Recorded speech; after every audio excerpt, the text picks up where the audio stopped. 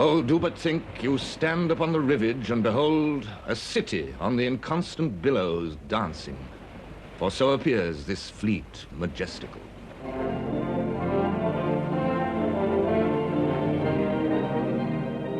In August 1914, Britain went to war with a very small army and the greatest navy the world had ever seen. The first duty of the Royal Navy was to defend the British Isles against dangers defined 3.5 centuries earlier by Sir Walter Raleigh. There are two ways in which England may be afflicted. One by invasion, the other by impeachment of our trades.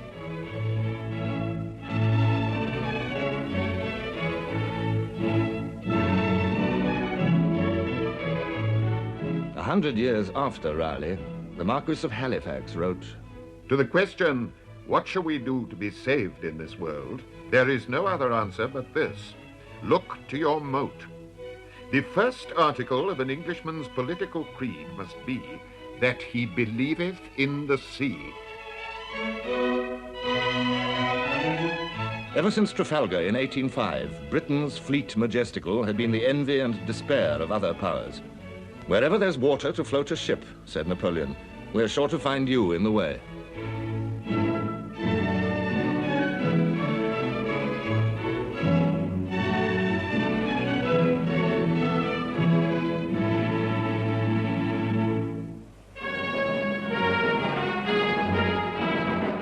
In 1900, Germany began to build a fleet, a battle fleet. Admiral von der Goetz told the Reichstag, "The maritime superiority of Great Britain, overwhelming now, will certainly remain considerable in the future. But she is compelled to scatter her forces all over the world. With the increases about to be made in the German fleet, we will be in a position to measure our strength with ordinary British naval forces in home waters." The very foundations of Britain's security were placed in hazard. The threat was unmistakable. Sir Edward Grey, the Foreign Secretary, expressed its full extent. "If the German fleet ever becomes superior to ours, the German army can conquer this country. There is no corresponding risk of this kind to Germany. For however superior our fleet was, no naval victory would bring us any nearer to Berlin." There were two courses open to Britain: to negotiate to limit the German fleet or to increase her own. In 1908, the Kaiser ruled out negotiation. "A good understanding with the English is not desirable at the cost of the completion of the German fleet.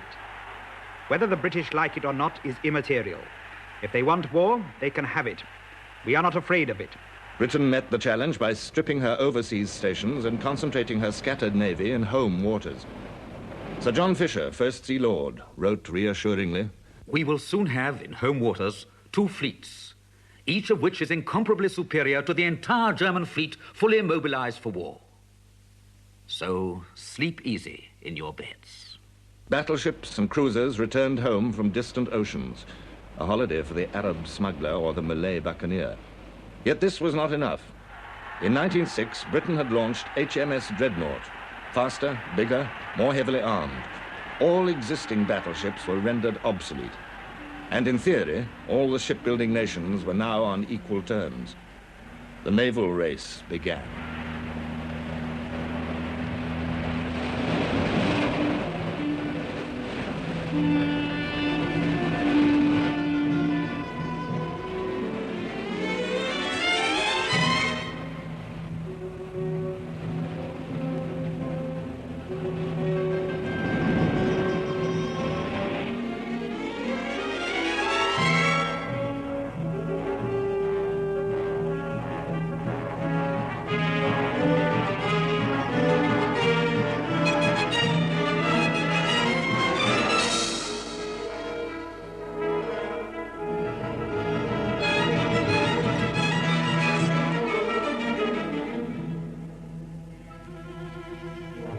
Bigger ships, heavier armaments, 12-inch guns,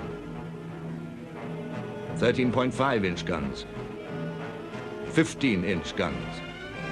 When war began, it was Britain who had won the race. She had 24 dreadnoughts and battlecruisers ready to fight to Germany's 16. She also had the moral advantage of a century of unchallenged supremacy.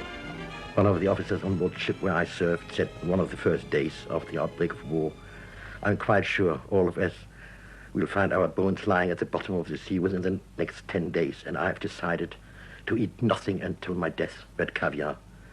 Well, he kept that up as far as I know for 3 days, and then he gave it up just to avoid bankruptcy. To Britain's naval strength was added that of France.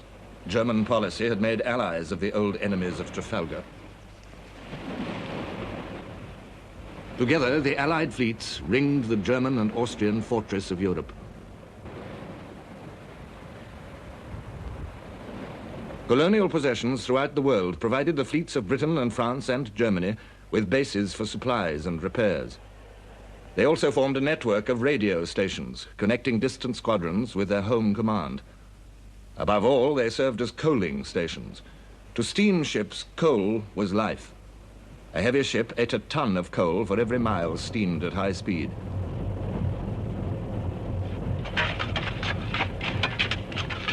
When she refueled, up to 2,000 tons of coal would have to be loaded into her bunkers.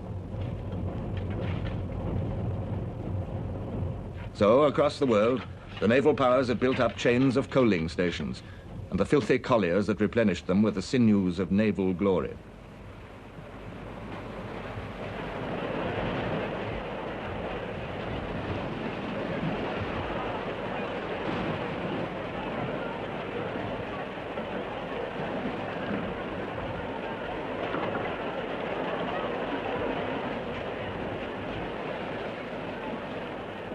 Coaling ship was a hated task which might take from dawn to dusk or longer.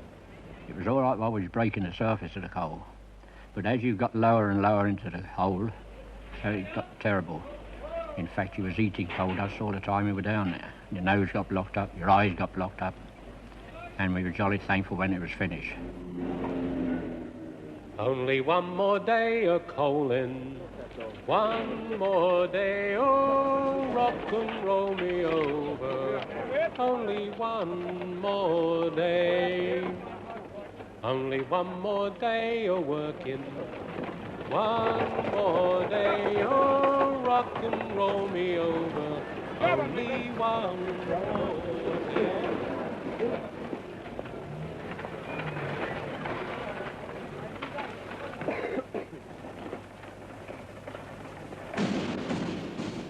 In August 1914, Britain placed entire trust in the Royal Navy, supreme, invincible repository of imperial might. "Sleep quiet in your beds," Admiral Fisher had said. "We will be incomparably superior to the entire German fleet." Yet there were those who were uneasily conscious of new factors. A naval revolution had been silently in progress. Underwater. The mine and the submarine created dangers to which the largest dreadnoughts were vulnerable. No one knew how these underwater weapons would affect the great fleets. An American admiral had once said, "Damn the torpedoes, full speed ahead." And close observers knew that Britain had lagged behind in developing the underwater armaments.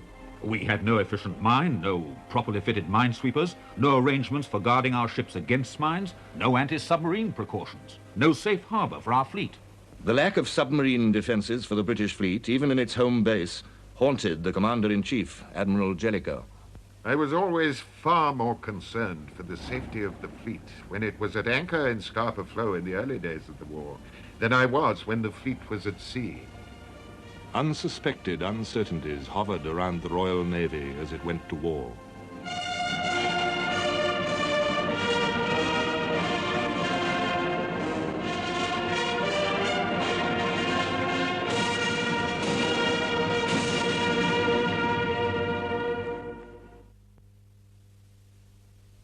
Germany had acquired a colonial empire in Africa and the Pacific, more than 4 times the area of her homeland, and she had developed a huge export trade. In the Far East was the only naval force outside the North Sea that carried the flag of Imperial Germany, the German Asiatic Squadron under Admiral Graf von Spee. This alone defended Germany's Pacific colonies. The Allies planned von Spee's immediate destruction, take away his bases, his radio and coaling stations, and his squadron would be helpless. The first to be seized was Samoa. Palms and sands and lazy islanders ringed by the glamorous South Seas. This was where Robert Louis Stevenson of Treasure Island had died and been buried. That ridiculous island, the Kaiser called it. There was no fighting in Samoa. A party of New Zealanders came ashore to accept the German surrender with due ceremony. The black, red, and white flag of Germany came slowly down the mast, and the Union flag flew in its place. On the same day, the BEF was marching back from Mons and Le Cateau in dour exhaustion.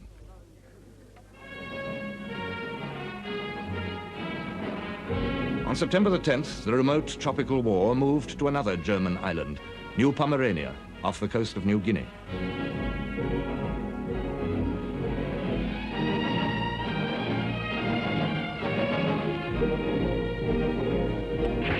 There was a brisk action, ending in an Australian victory.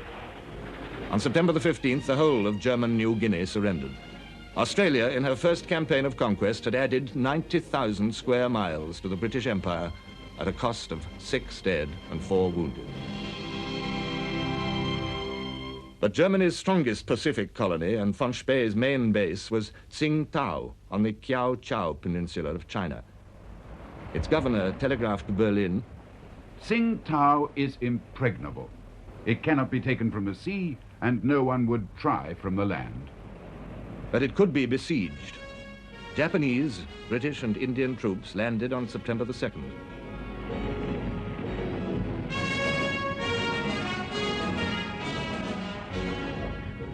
The Japanese had a problem. They couldn't tell a German European from an English one. We sent out a mixed patrol, ourselves and the Japanese, and they shot one of our men. They've never really forgiven for that. Asked why they did it, they said, oh, we look the same as the Germans. So they gave us Japanese kimonos coming down to our thighs, which had capes. And then when we all wore kimonos, we were all sort of chaps together. There were no more accidents. The siege of Tsingtao went on for 9 weeks.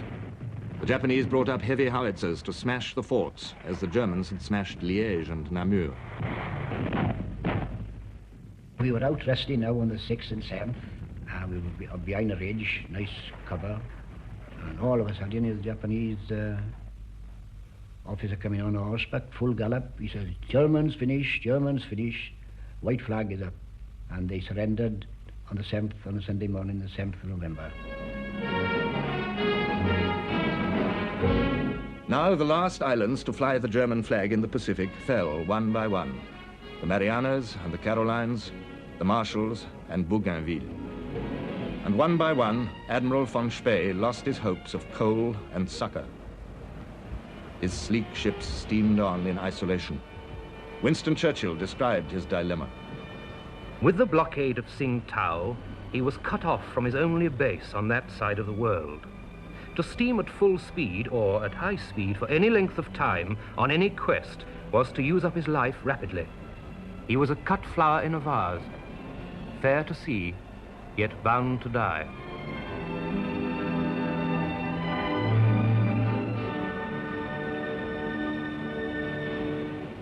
Germany's African empire was crumbling too. In August, Togoland fell. In September, the Cameroons. Southwest Africa was attacked. The operation was delayed by a rebellion of Afrikaners who wanted to reverse the result of the Boer War. The rebels were killed, dispersed, or captured, but the Germans had been granted a respite. But by the summer of 1915, the Union flag flew over the whole of this vast territory.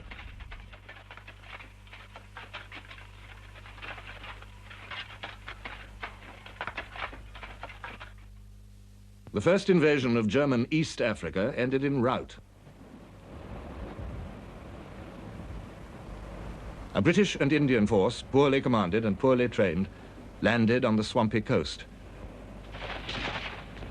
Amid muddles and misunderstandings, they were attacked by well-trained African askaris under a great German commander, Colonel von Lettow-Vorbeck. The British, their invasion hopes shattered by dysentery and gunfire, withdrew after 4 days, leaving behind 800 dead and many prisoners, as well as enough guns and ammunition, coats and blankets to supply the German garrison for years.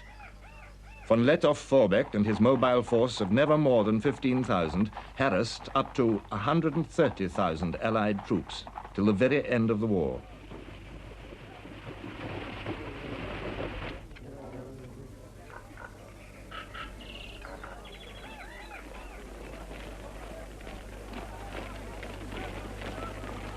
East Africa held out, but the German Empire had disappeared from the map. Her merchant fleet had also disappeared. The blockade mounted by the British Navy on the first day of war was doing its work. German merchant ships were penned up in neutral ports all round the world.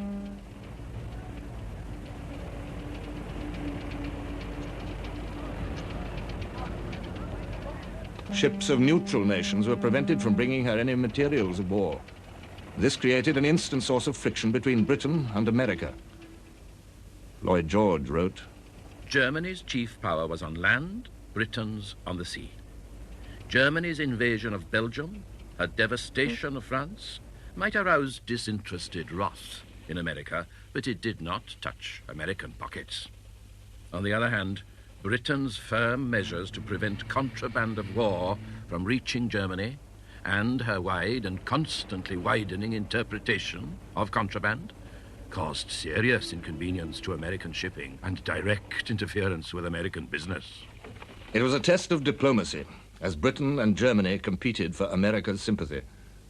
President Wilson's confidential advisor said, The British have gone as far as they possibly could in violating neutral rights, though they have done it in the most courteous way. President Wilson had determined to keep America out of war. He contented himself with protests.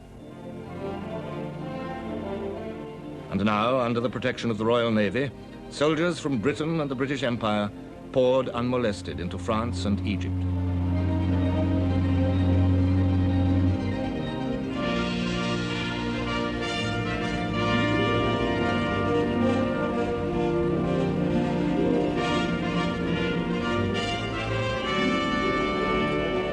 In October, the 1st Canadian contingent left Halifax, Nova Scotia, for France.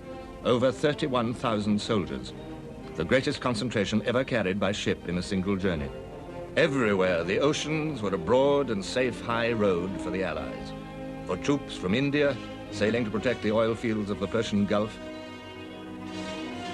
For Australians and New Zealanders bound for Egypt, where Indian and British soldiers were defending the Suez Canal against the Turk. In all this vast traffic, not one soldier was lost through German naval attacks. The same sea power protected Britain's merchant trade, more vital now than ever before.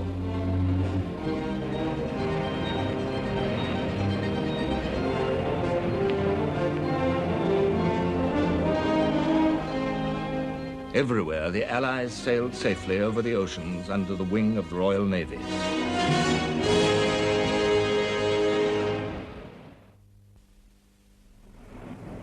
But it is the duty of a fleet to destroy enemy warships.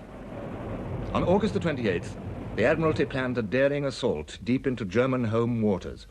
Their destination was Heligoland Bight, the stretch of sea between the small, heavily armed island fortress of Heligoland and the mouths of the Elbe and the Jade, where the main German fleet was concentrated. The Admiralty knew that German destroyers patrolled this area every night. They'd planned a trap for the Germans.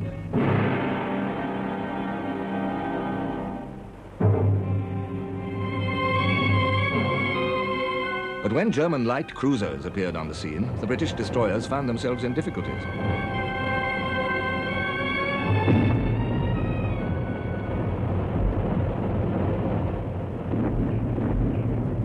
Then suddenly, an impressive new element surged into the battle. Admiral Beatty's battle cruisers racing into action.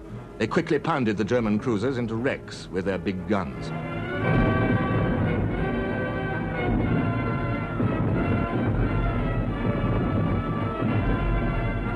Admiralty's signalling muddles caused much confusion among the British squadrons, but the action was an unqualified British success.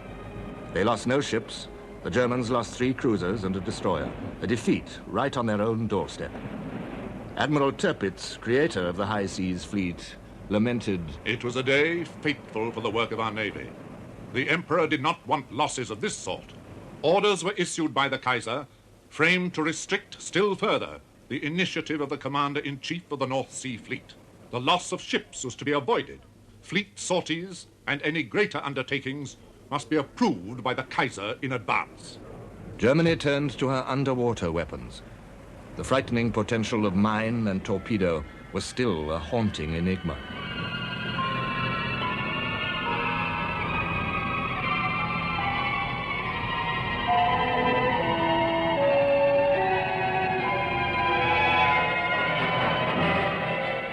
Soon, they gained an outstanding and ominous success. On September the 22nd, near the Dutch coast, one of Germany's oldest U-boats, the U-9, sighted a patrol of 3 old British cruisers, the Hogue, the Aboukir, and the Cressy. Within an hour, it had sunk all 3, with a loss of 1,400 lives, more men than Nelson lost in all his battles. On October the 27th, Audacious, a new British dreadnought, hit a mine and blew up. All the crew were saved, but it was another alarming sign of the shifting balance of naval war.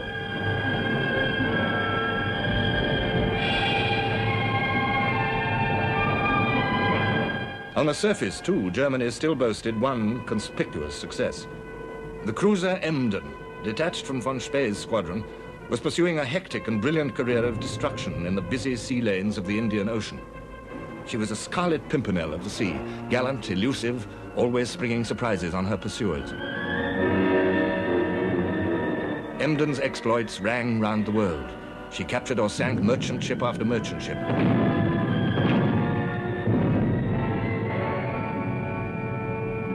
If they were colliers, she filled her bunkers and took a new lease of life. 8 British men of war combed the Indian Ocean for her in vain.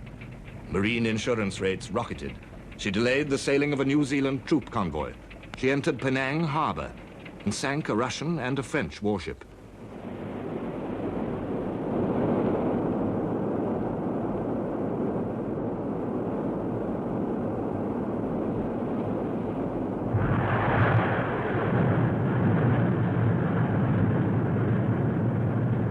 One night she entered the port of Madras and switched on her searchlights. Her guns blazed away at the shore oil tanks. They were wrecked, and 1.5 million gallons went up in smoke. In Britain, the Admiralty's prestige was shaken, as even the First Lord, Winston Churchill, had to admit. The press and public were not in a position to understand all that the Admiralty was doing. They saw only a few German cruisers doing whatever they chose and sinking British merchantmen. A great deal of discontent began to make itself heard and felt.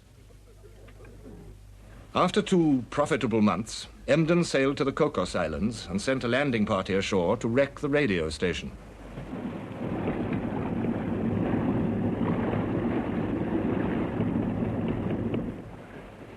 But the new weapon of radio was her undoing. The operator had already signaled for help, and the Australian cruiser Sydney was on her way.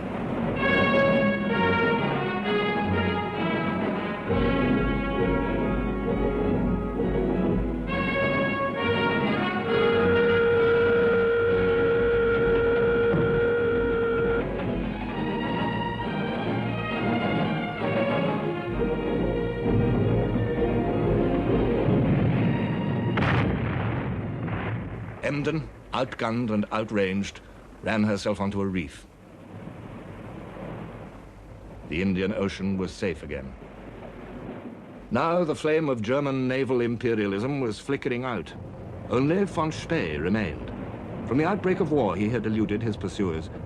Alone with his 5 ships, cut off from his colonies, he steamed on in the empty vastness of the Pacific.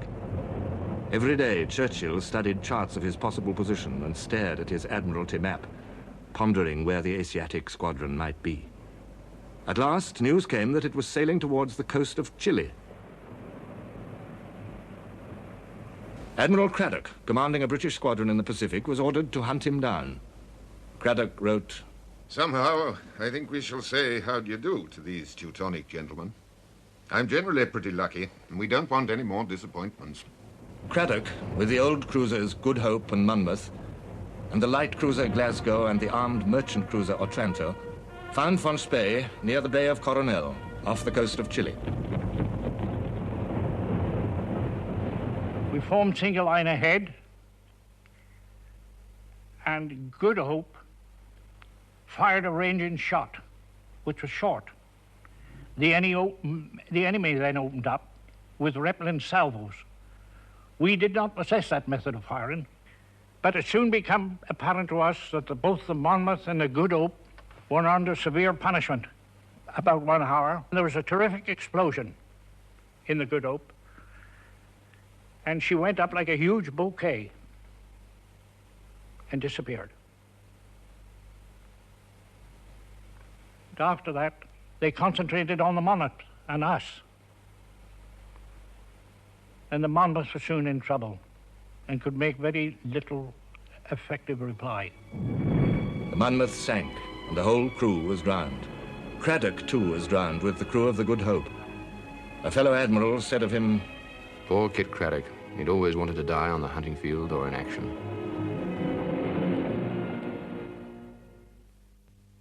News of the black defeat at Coronel staggered a British public reared on the legend of an unconquerable navy. U-boats, mines, the Emden, and now a British squadron smashed in a fair fight. The Admiralty, already under heavy criticism, reacted instantly and ferociously.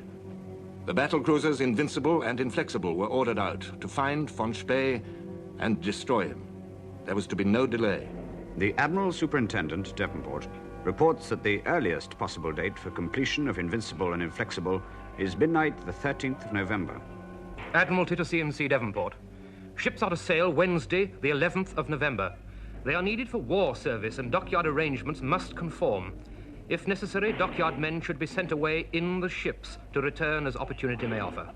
You are held responsible for the speedy dispatch of these ships in a thoroughly efficient condition. On Wednesday, November the 11th, the two great ships under Admiral Sturdy steamed south towards the South Atlantic and the Falkland Islands.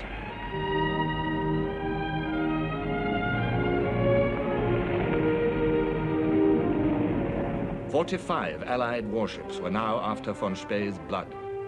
He had no illusions. We have at least contributed in a certain measure to the glory of our arms, although that cannot signify greatly against the enormous number of British ships." Unknown to each other, von Spee and Sturdy were steaming towards the same place at the same time, the Falklands. Sturdy arrived first. He was coaling in the morning after his arrival when he received the signal, a 4-funnelled and a 2-funnelled man-of-war in sight. The ships he was scouring the ocean for were sailing into his arms. The British crews worked feverishly to prepare their ships for the chase.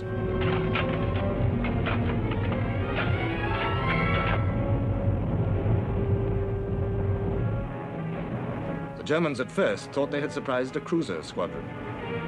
Then, suddenly, the Germans saw the tripod masts, battle cruisers. They meant certain death. The battle cruisers swept out of the harbor. For 3 hours, they chased von Spee, eating up his 15-mile lead. At 9 miles, Sturdy opened fire.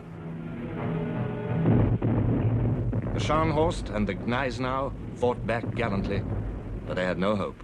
We could feel 1 or 2 shots coming, and hitting us, we could hear the shots piercing in the funnels and the superstructure and the casings. But we were assured from time to time from the bridge that all was going well. Sturdy's advantage was overwhelming. The British gunnery was uneven, and many shells that did land on target failed to pierce the German armor.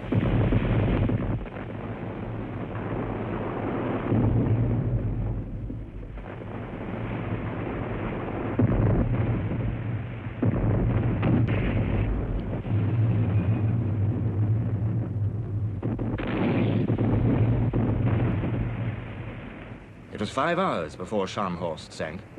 Gneisenau soon followed her. The Kent finished off the light cruiser Nürnberg. She was on fire, forward and aft, and some of them were jumping into the water on bits of wreckage so as to try and get to us, but the seas were icy cold. We all had the impression that those Germans were very, very plucky people. I actually saw one man pull out the flag that was aft how I got hold of it, and I saw him as he was sinking under the water, still waving that flag as that ship went down, much to say, Deutschland still über alles. Only one light cruiser escaped. Coronel was avenged at the expense of 3/4 of the battle cruiser's ammunition and some disturbing questions about the quality of British gunnery. A month later, on the other side of the globe, another battle raised more questions, this time about British signalling. A British battle cruiser force in the North Sea met a smaller German one near the Dogger Bank.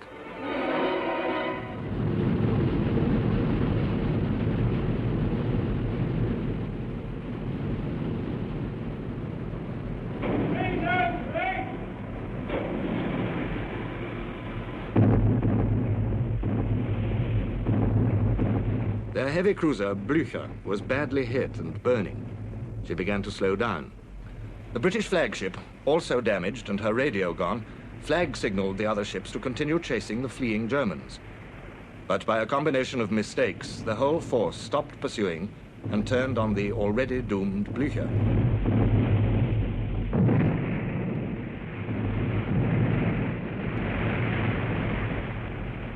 We annihilated her, brought her to rest, and she was in a very bad position.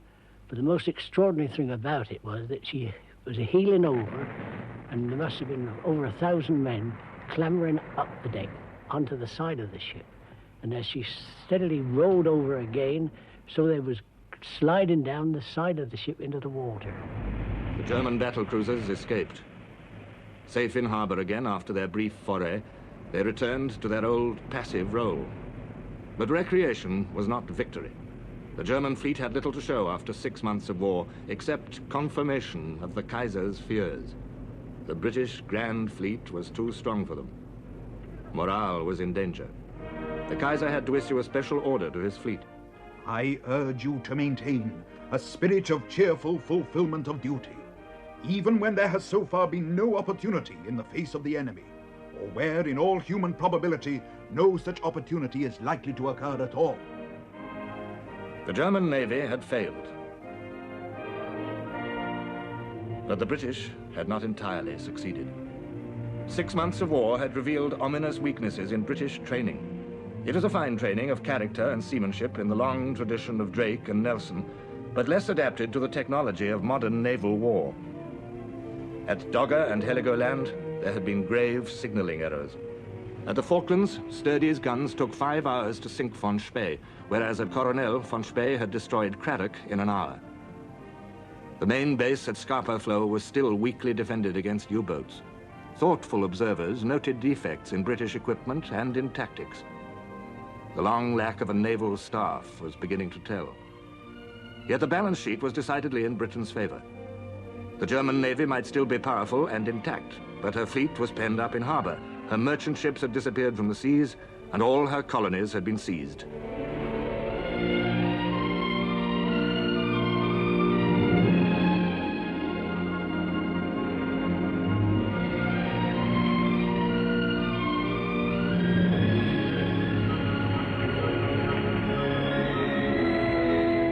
In the first months of the war, the Royal Navy had done its job. Only a few sensed the absence of the Nelson touch and of the tremendous superior might of Nelson's day.